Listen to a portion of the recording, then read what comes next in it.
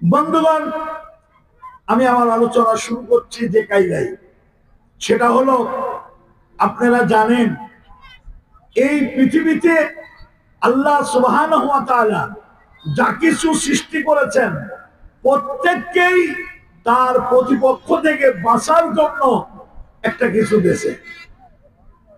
কি বলেন, বোঝা গেছে? আপনি গরুর দিকে তাকান, গরুর গায়ে মশা লাগবে, ডাস মানে মাছি লাগবে, কষ্ট দেবে, তার কি দেশে কথা বলেন? লেজ। সাপের দিকে তাকান, প্রতিপক্ষ থেকে বাঁচার জন্য তার কি বিষ ধার দাঁত দিয়েছে। এমনি করে প্রত্যেককেই আল্লাহ কিছু দেশে। এই পৃথিবীর সবচাইতে দুর্বল সৃষ্টির নাম কি? একটু জোরে বলা যাবে না? জি, কষ্ট হচ্ছে আপনাদের? খুব লম্বা আলোচনা করব না। সবচাইতে দুর্বল সৃষ্টির নাম কি? আল্লাহ বলেন খুলিকাল ইনসানু যায়ীফা, আমি মানুষকে সৃষ্টি করেছি দুর্বল করে, সৃষ্টিগত ভাবে দুর্বল। এমন কায়দা লক্ষ্য করেন। আচ্ছা, আপনারা বলেন, আপনাদের এখানে গরুতে বাচ্চা দেয় দেয় বাচ্চাকে কি বলা লাগে যে তোমার মার অমুক জায়গার দুধ আছে, তুমি যে খাও? বলা লাগবে? বাচ্চারা কিছু সময় স্বাভাবিক থাকবে, তারপরে দাঁড়াবে পড়বে, দাঁড়াবে পড়বে, কাঁপতে কাঁপতে এক সময় কি মার পিছনের দুই পায়ের মাঝখানে সে তার খাবার খুঁজে নেবে।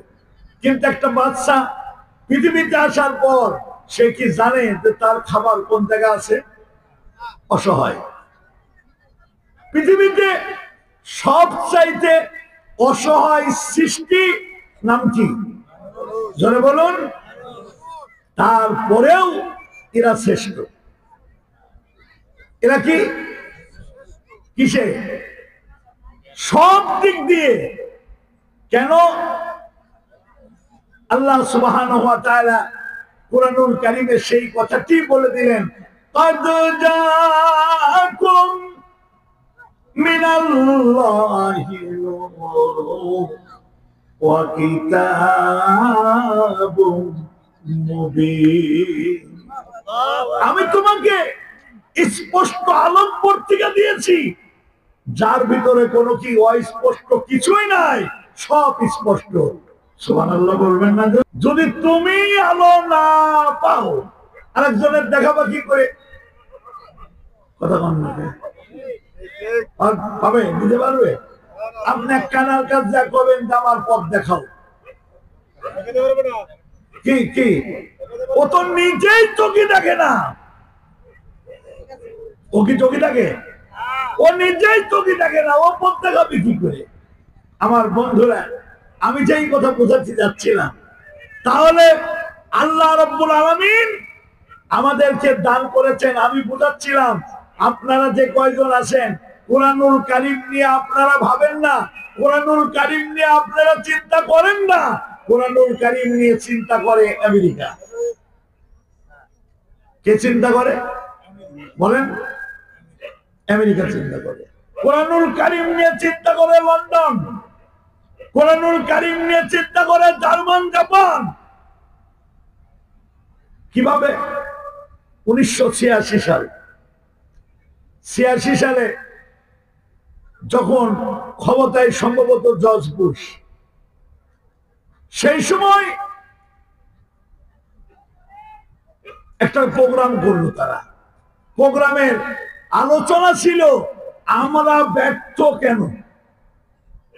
অর্থাৎ তাদের দাবি, আমরা ছোটবেলা দেখেছি টেলিফোন ছিল, এখন কি খুব আছে? টেলিফোন নাই, টেলেক্স বাসি হয়ে গেছে, এখন ফ্যাক্সের যুগ। আপনি ফরিদপুর থেকে ফ্যাক্সের মেশিনে একটা রিপোর্ট করবেন, তার নাই, কোনো কিছু নাই, বিনা তারে মাত্র 13 সেকেন্ডের মধ্যে ওই কাগজটা পৌঁছে যাবে অস্ট্রেলিয়া। এই বেরেন দেশে কে? আরেকটু আসতে কম। এই বেরেন দিল, আমরা এত কিছু করলাম। চাঁদ আবিষ্কার করেছি অনেক আগে, গ্রহের পর গ্রহ আবিষ্কার করতেছি, কিন্তু এই মানুষ কি করে তার মানবতা নিয়ে বেঁচে থাকবে? এই মানুষ কি করে তার নৈতিকতা নিয়ে বেঁচে থাকবে? এইটা আমরা শিক্ষা দিতে পারি না। মানুষকে মারার জন্য যা কিছু দরকার সব কি তাদের হাতে। ছোট্ট একটু বোতামে টিপ দেবে, কোন কোন দেশ সাগর হয়ে যাবে। কয়েছে মানুষ মারার জন্য যা দরকার সবই তো পালাম, কিন্তু মানুষ মানবতা নিয়ে বেঁচে থাকবে সেটা কি করলাম? সেটা পারি না কেন? যেটা পারলো, কোনদিন কারুর কাছে আলিফ বা তাসা পড়ে নাই, ক খ গ পড়ে নাই, এবিসি পড়ে নাই, কারুর কাছে লেখাপড়া শেখে নাই। একজন মানুষ পৃথিবীতে আসলো, জনাবে মুহাম্মদ ইবনে আব্দুল্লাহ সাল্লাল্লাহু আলাইহি ওয়াসাল্লাম।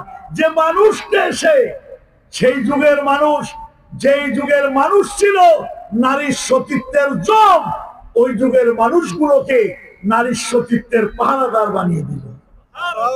বলবেন না সুবহানাল্লাহ? কি হয়নি? পাহারাদার হয়নি? যাদের অভ্যাস ছিল লুট করা,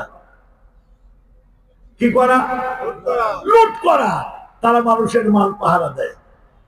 2003 সালে আল্লাহ যখন আমাকে প্রথমবার মক্কা দেখার সুযোগ করে দিলেন, হজে গেলাম। যাওয়ার পর যেদিন আমরা প্রথম পাথর মারলাম জামরায়, পাথর মারার পর ওই দিন একটা উত্তম আমল হলো, ওই দিনেই মক্কা এসে কুরবানি নিজ হাতে করে তাওয়াফ করে, যেহেতু রাত্রে মক্কা থাকা যাবে না, ফিরে যেতে হবে আবার মিনায়। আমরা তখন তো শরীরের তাকত আরো বেশি। বন্ধুগণ, মক্কা আসলাম, পশু জবাই করলাম, তাওয়াফ করলাম, সাই করলাম, মাথা মুন্ডন করলাম, এরপরে ফিরে যাব কোথায়?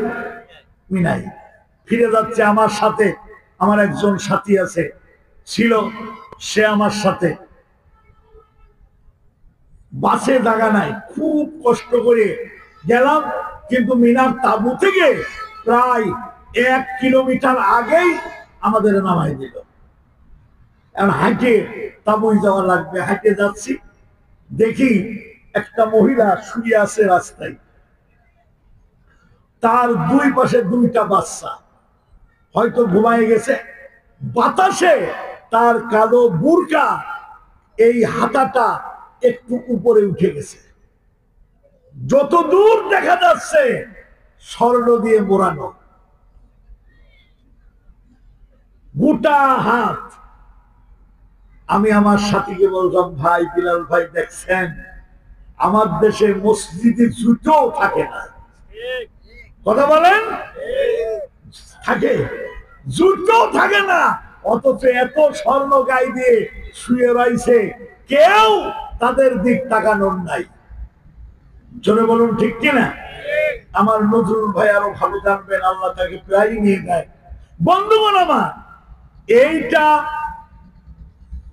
এখন আমি যেটা বোঝাচ্ছিলাম, যে আমেরিকার লোকেরা চিন্তা করলো, আচ্ছা বলেন, ফরিদপুরের যত কলেজ আছে, স্কুল আছে, মাদ্রাসা আছে, সমস্ত প্রতিষ্ঠানের শিক্ষকরা যদি একজন ছাত্রের পিছনে শ্রম দেয়, তাহলে ওই ছাত্রকে আবু বকর বানাতে পারবে? কথা বল না কেন? পারবে? ওমর বানাতে পারবে? পারবে না। অথচ কেউ কোন কলেজ বিশ্ববিদ্যালয়ে লেখাপড়া করে নাই, সেই মানুষটি কি দিল, কি শোয়ালো, যার কারণে আবু বকরের মতো স্বর্ণের মানুষ তৈরি হলো। জোরে বলুন সুবহানাল্লাহ। এর উত্তরে আল্লামা ইকবাল রহমাতুল্লাহ আলাইহি বলছেন, উতারো কর হেরা সে, উতারো কর হেরা সে सूरह कम आया,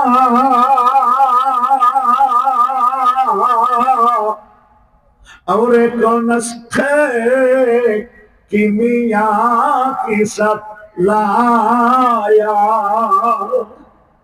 जबल नूरेर पर्वत থেকে জনাবে মুহাম্মদ রাসূলুল্লাহ সাল্লাল্লাহু আলাইহি ওয়াসাল্লাম এমন একটা বিধান নিয়ে আসলো, যেই বিধানের ছোঁয়া লেগে যেই যুগের মানুষ ছিল চোর, তারা হইলো পাহারাদার।